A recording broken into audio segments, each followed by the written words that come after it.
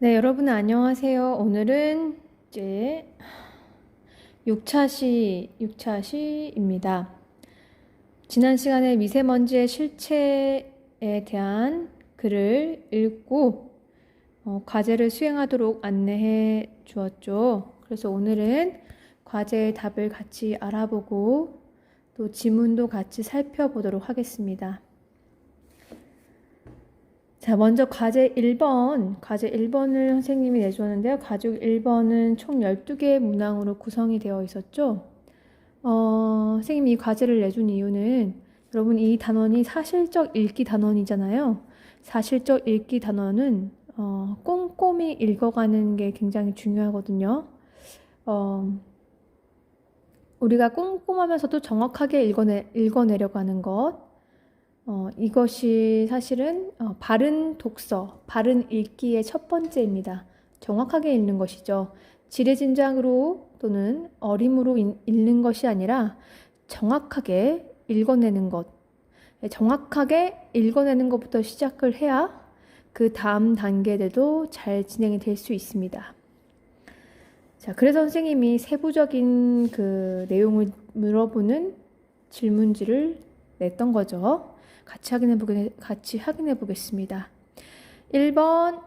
자, 선생님이 질문지 읽을게요.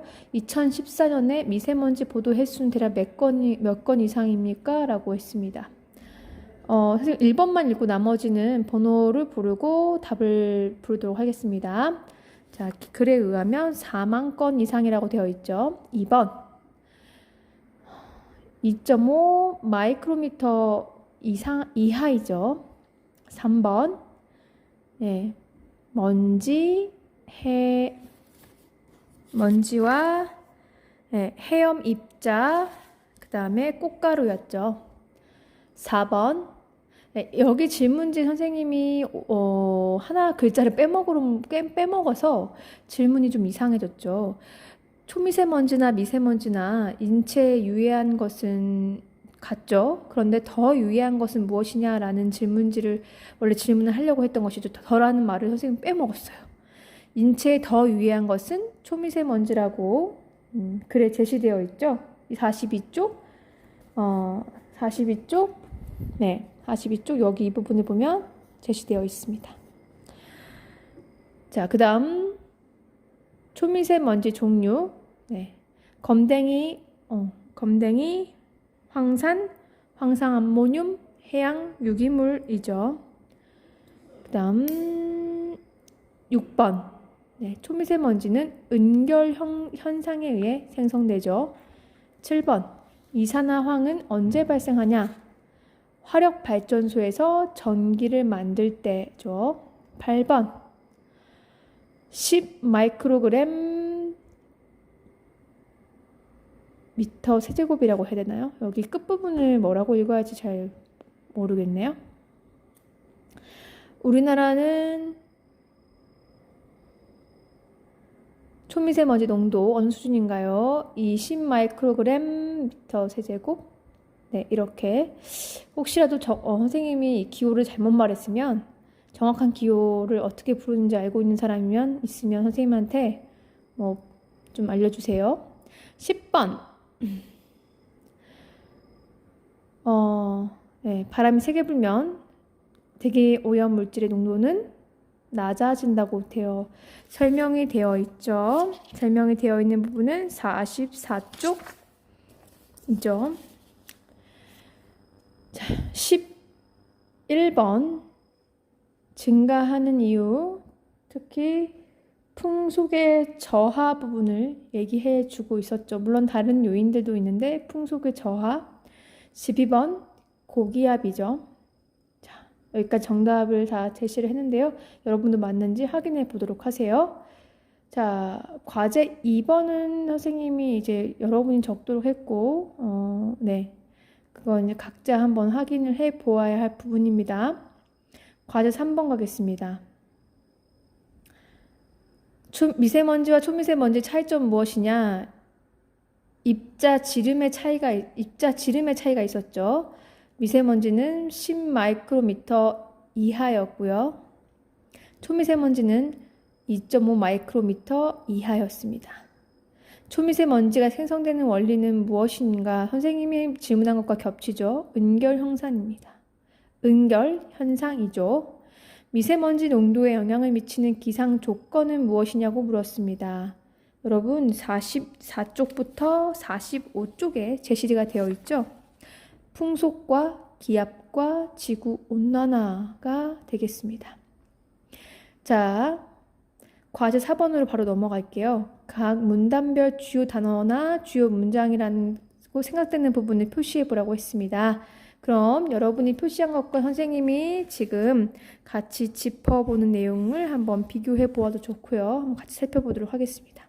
여러분 먼저 편의상 우리가 대화를 소통을 잘 하기 위해서 각 문단에 숫자를 좀 붙여볼게요. 그러면 여러분 1문단부터 2문단 가서 총 15개 문단으로 구성되어 있습니다. 여러분 1부터 15까지 각 문단에다 한 표시를 지금 한번 해보세요. 정상을 잠시 멈추고 1부터 15까지 각 문단에 숫자를 적어서 선생님이 말하는 부분과 여러분이 잘 찾을 수 있게 그렇게 하도록 하죠.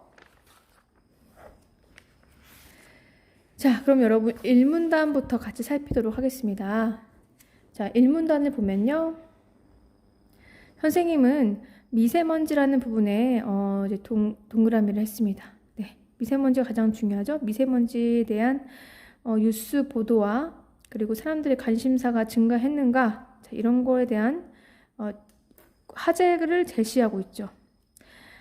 자, 이 문단을 보면 미세먼지는 오히려 조금씩 감소하고 있다고 얘기를 하고 있습니다. 지난 20년간. 네, 저도 이 부분을 읽으면서 좀 놀라웠습니다. 자, 네, 이 문단에는 선생님 보기에 뭐 아주 중요해 보이는 문장은 발견하기는 좀 아주 중요해 보이는 문장까지는 없었다. 네, 근데 우리나라 미세먼지가 변화를 해왔다. 낮아졌다는 것은 주목할 부분이네요. 자, 3문단에 보면 미세먼지 종류를 크게 구분하고 있죠. 두 가지로. PM10과 PM2.5. 네, 이 부분이 핵심이 되겠죠. 그 둘을 구분하는 기준이 제시가 되어 있고요. 4문단을 보면 PM10에 해당하는 미세먼지 종류가 제시되고 있습니다. 그 다음에 5문단을 보면 이게 무엇인지 앞부분에 4문단을 봤을 때는요. PM10에 해당하는 미세먼지는 어떤 것들이 있을까요? 라고 앞부분에서 내가 무엇을 말할 건지 제시를 하고 있죠. 근데 5문단에서는 크기가 작은 미세먼지의 예로는 이렇게 돼 있어요. 그리고 가장 5문단의 마지막 문장을 보면은 각기 화학 종이 다른 초미세먼지들이다 라고 해서 초미세먼지의 종류가 나와 있죠. 그래서 4문단, 5문단은 종류를 구분하고 예시가 들어가 있는 문단입니다. 자, 여러분 6문단을 보면요. 6문단은 미세먼지가 발생하는 원리가 제시되어 있죠. 미세먼지 발생 원리가 제시되어 있고, 네, 그게 6문단 첫 번째 줄에 나와 있습니다. 저는 이 문장의 밑줄을 그어 보았고요. 7문단에는 초미세먼지 생성 원리죠. 네, 6문단이 미세먼지의 생성 원리라면 설명하고 있다면 7문단은 초미세먼지 생성 원리를 설명하고 있고 그것은 은결 현상이라고 얘기를 해주고 있습니다. 그리고 7문단 마지막 쪽에 가면은 초미세먼지를 생성하는 물질의 이산화황, 질소, 화합물, 암모니아, 유기기체 이렇게 네 가지고 이들이 어떻게 초미세먼지를 생성하는지를 8문단에서 설명을 할 것이라고 예상을 해볼 수 있죠. 자, 8문단에 가면은 그래서 이산화황 어떻게 초미세먼지를 생산하는지, 질소 화합물 어떻게 생산하는지 초미세먼지를, 암모늄 그다음에 유기기체가 어떻게 유기탄소라는 초미세먼지를 만들어내는지 각각 그 생성 과정 또는 원리를 설명하고 있습니다. 자, 그렇다면 그 다음에 이제 9문단으로 갈게요. 이제까지 그래서 우리가 미세먼지, 초미세먼지의 생성 원리, 그 다음에 뭐 만들어지는 방법들을 간단히 살펴보았고, 구문단에 가면은 우리나라 대기 오염 지수가 등장을 하게 됩니다. 선생님은 우리나라 대기 오염 지수에 한번 동그라미 쳐봤고요. 핵심은 무엇입니까? 세계보건기구의 지수와 비교하면서 세계보건기구에서는 10 마이크로미터 세제곱미터에서 권장되고 있는데 우리나라는 그보다 벌써 두 배가 넘어선다는 것을 알 수 있고요. 그래서 세계보건기 권장 기준을 달성하지 못하고 있다는 얘기를 하고 있어서 우리나라 초미세먼지가 좀 심각하구나, 미세먼지의 수준이 조금은 걱정을 해야 되는 수준이구나라는 것을 알 수가 있죠. 자, 그런데 여러분 보면은 마지막 부분 쪽 보면 구문단에서 2012년까지 낮았대요. 오히려 낮아지고 있었는데 다시 또 증가를 하고 있다고 하거든요. 그래서 신문단에 왜 증가할까라고 하면서 그 증가의 이유가 나오고 있습니다. 자, 뭐라고 되어 있죠? 기상 조건과 미세먼지 농도 상관관계를 얘기하면서 풍속. 첫 번째 등장하는 풍속이죠. 풍속은 빠르면 대기 물질의 농도가 낮아진다고 했습니다. 자, 그런데 우리나라 20년간의 풍속을 비교해 보니까 2012년 이후부터 계속 풍속이 줄어들고 있다고 했어요. 풍속이 빨라야 대기 오염 물질 농도가 낮아진다고 했는데 우리는 계속 줄기 때문에 미세먼지 농도가 증가할 수밖에 없었던 것이라는 것을 알 수가 있죠. 자, 그 다음에 기압도라고 되어 있습니다. 기압도. 마찬가지로라는 의미죠. 미세먼지 농도에 영향을 주는 요인이라는 겁니다. 자, 그래서 고기압일 때 미세먼지 농도가 높게 나타난다고 얘기를 하고 있고요. 선생님은 그래서 고기압 부분에 동그라미 쳐봤습니다.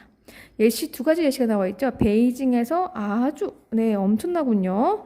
1000 마이크로그램 미터 세제곱미터까지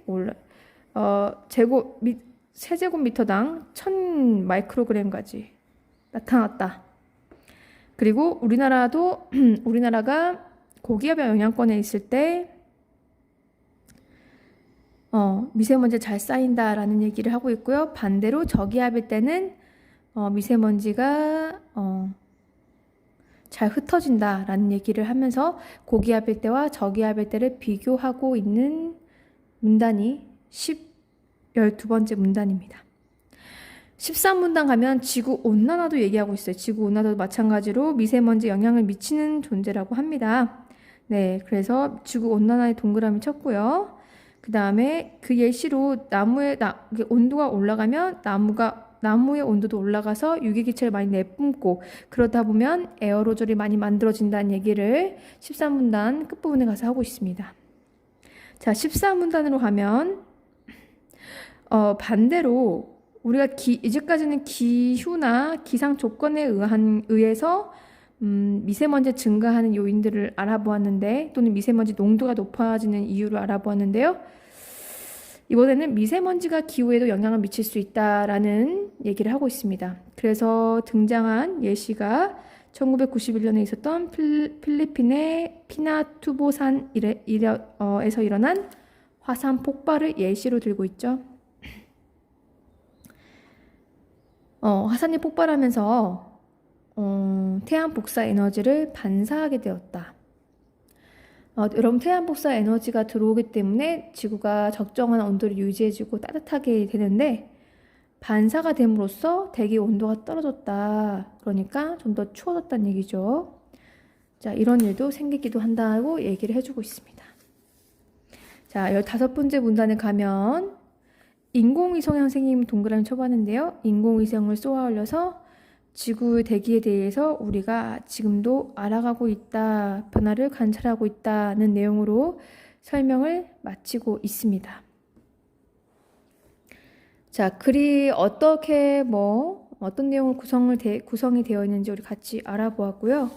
자, 그 다음에 우리 이제 문단별로 핵심이 무엇인지 선생님이 좀 같이 불러보면서 알아보도록 하겠습니다. 자, 여러분 1문단 보면요. 네. 여러분이 이제 이거 마치면 학습 활동을 하게 되어 있거든요. 네, 학습 활동 할 때 이제 오늘은 선생님 학습 활동 부분에 대한 과제를 내줄 건데요. 이 글의 구조를 처음, 중간, 끝으로 나눌 수 있다고 여기 보면 학습 활동 부분 제시가 되어 있어요. 그래서 선생님이 이 글에 대해서 처음, 중간, 끝으로 먼저 구분을 또 해주면서 여러분한테 제시를 하려고 하는데요. 여러분 만약에 이 글의 처음 부분을 나눈다면 어디까지 여러분 볼 수 있겠어요? 네. 네, 맞아요. 우리 42쪽 두 번째 줄까지를 여기까지를 처음으로 우리가 볼 수 있겠죠. 여기까지 처음입니다. 그럼 여기 보면 다 중간이 되겠죠. 뭐 미세먼지 종류도 설명해주고 뭐 다양한 글들이 나와 글 제시가 있죠. 그래서 쭉 이어서 계속 중간 부분이 되겠다고 볼 수 있겠어요. 본론이죠. 자, 마지막에 가면 정리하는 부분, 이 부분 46쪽 15번째 문단이 끝부분이 되겠죠? 네. 이렇게 크게 세 가지로 세 부분으로 구분을 해볼 수가 있고요.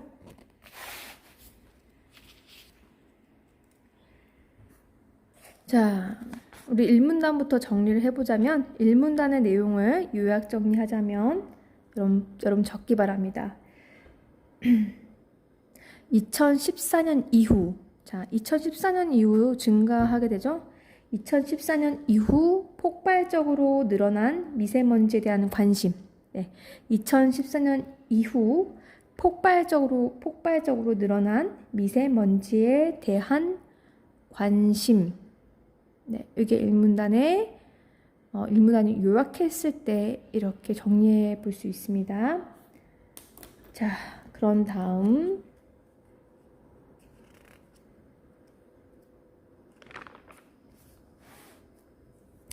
자, 이 문단으로 넘어가면요. 이 문단을 요약하면 네, 우리나라 미세먼지 농도의 변화. 자, 우리나라의 미세먼지 농도 변화 라고 할 수 있죠. 자, 3문단에 가면 미세먼지를 분류하고 있죠. 그래서 미세먼지 분류, 미세먼지의, 자, 의라는 조사 넣을 수도 있지만 너무 귀찮은 사람들은 미세먼지 분류 이렇게 적어도 됩니다.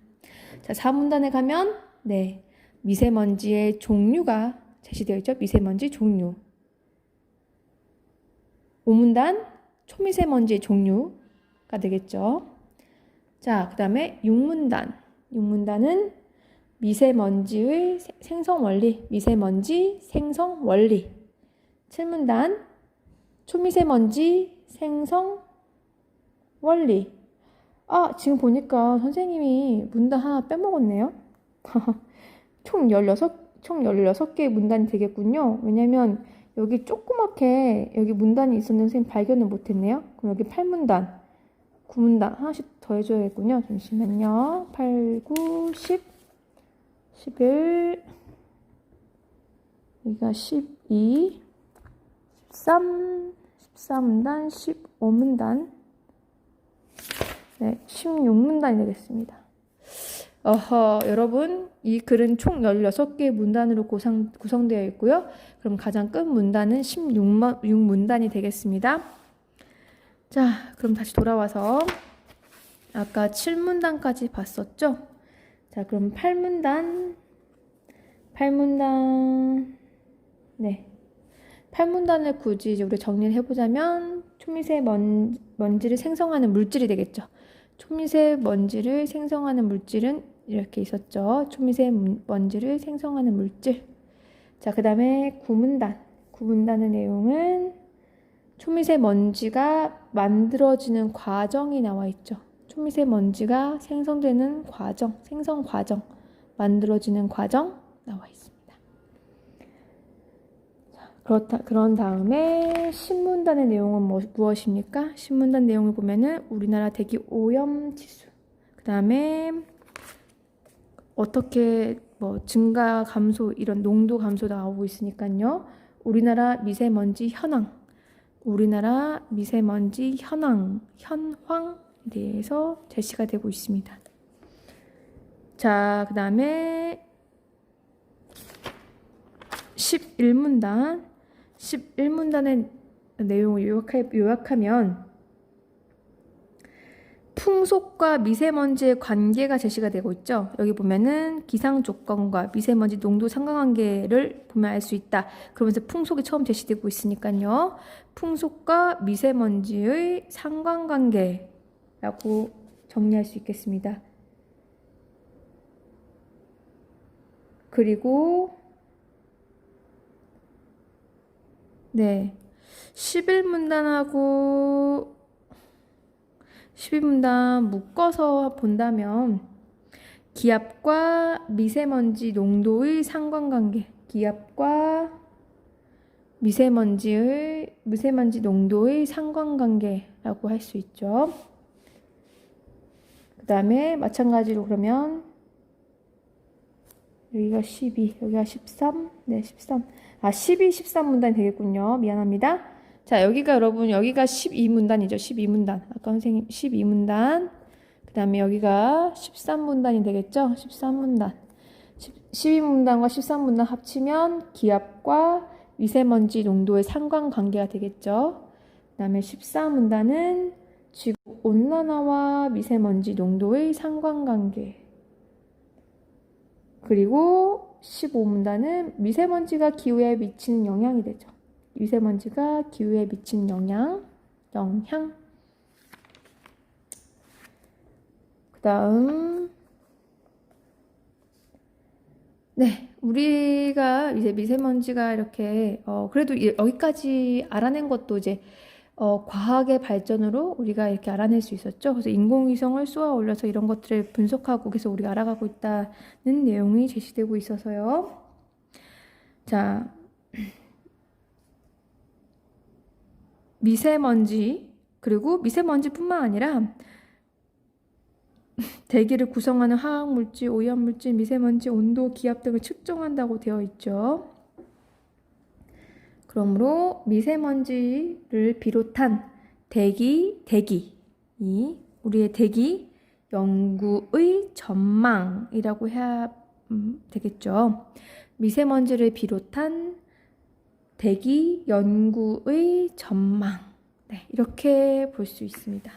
그래서 우리가 1문단부터 지금 16문단까지 주요 문단 내용을, 문단의 내용을 요약해서 우리가 압축해서 같이 알아보았고요. 여러분 이제 학습활동으로 가보겠습니다. 학습활동 가면은 중심 내용과 세부 내용 구분하고 중심 내용에 해당하는 분을 밑줄 쳐보자라고 했죠. 여러분이 선생님 예전 과제를 통해서 한번 해보았죠. 네, 그리고 같이 우리가 중요 문장이 어디일지 선생님 같이 설명을 하면서 이 부분이 이렇게 여러분 중요해요 이렇게 얘기를 했습니다. 자, 그거를 참고하면 되겠고요. 글의 구조를 고려하여 중심 내용을 정리해보자라고 했습니다. 선생님이 각 문단마다는 선생님이 지금 요약을 했죠. 그럼 여러분이 처음, 중간, 끝으로 크게 한번 거시적인 관점에서 한번 요약을 해보고요. 다시 중간에 이렇게 크게 내분으로 나누는 거 보이죠? 네, 그래서 여러분이 여기 들어가는 내용이 뭐가 좋을지 생각하고 간단하게 단어로 적어보기 바랍니다. 여기 보라색 칸도 보이죠? 네, 쉽게 할 수 있을 것 같습니다. 보라색 칸은. 자, 그 다음에 여러분 여기 2번으로 가볼게요. 2번 보면은 글의 그 전개 방식을 묻고 있거든요. 이 전개 방식 여러분 되게 중요해요. 전개 방식이 뭐라고 해야 할까요? 우리가 수영을 한다면 수영에 되게 다양한 방법이 있죠. 평형이 있고 배영이 있고 저병이 있듯이 글을 쓸 때는 글을 쓰는 다양한 방식이 존재하거든요. 그런 방식들을 알고 있는 것과 알고 있지 못하는 것은 큰 차이가 있죠. 네, 여러분 여기 이 글도 다양한 방식을 사용해서 글을 쓴 거예요.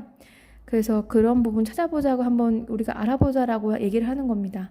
여러분이 이런 방식들을 알고 있으면 나중에 여러분도 글을 쓸 때 이런 점들을 고려해서 좀 더 이렇게 정확하게 자신의 드러내고 싶은 부분을 잘 자신의 의도에 맞게 잘 적을 수 있는 능력을 가질 수 있게 되죠. 먼저 구분입니다. 여러분 구분이라는 것은 무엇이죠? 네, A와 B와 C가 있으면 A와 B와 C는 큰 범주로서 Q라는 범주 안에 넣을 수 있는데 Q라는 범주 안에서도 A와 B와 C가 구분될 수 있겠죠. 자, 다시 말하면 과일이 있다면 과일이 Q예요. 근데 과일 속에는 우리가 뭐라고 할까요? 뭐 사과, 바나나, 딸기 이렇게 구분할 수도 있는데요. 이것은 종류라고 할 수 있고요. 구분이라는 것은 더 큰 건데요. 선생님 다른 예를 들어볼게요. 구분이라고 한다면 이런 거예요. 중마고등학교에는 학생이 있죠. 학생이 있는데 중마고등학교는 사람들이 다양한 사람들이 있죠. 그런데 어떻게 구분할 수 있겠어요? 선생님과 학생으로 구분할 수도 있고요. 학생은 다시 무엇으로 분류됩니까? 성별에 따라 남학생과 여학생을 구분할 수도 있죠. 네, 이게 바로 구분이에요. 그러면 이 글에서 어떤 대상들을 구분한 부분이 있거든요. 네, 그것을 이 책에 제시가 되어 있죠. 그 다음에 비교하고 대조입니다. 여러분, 비교와 대조는 굉장히 유사하기도 한데요. 비교라는 것은 어떤 두 대상 간에 또는 두 개 이상의 대상, 두 개 이상이니까 뭐 세 개도 네 개도 될 수 있는데요. 그들 간의 공통점이나 차이점, 이런 것들을 가지고서 설명을 한다면 비교가 되는 거예요. 비교라고 하는 거예요. 예를 들면, 우리 A라는 친구와 B라는 친구를 비교할 경우에 우리는 무엇을 비교할 수 있을까요? 네.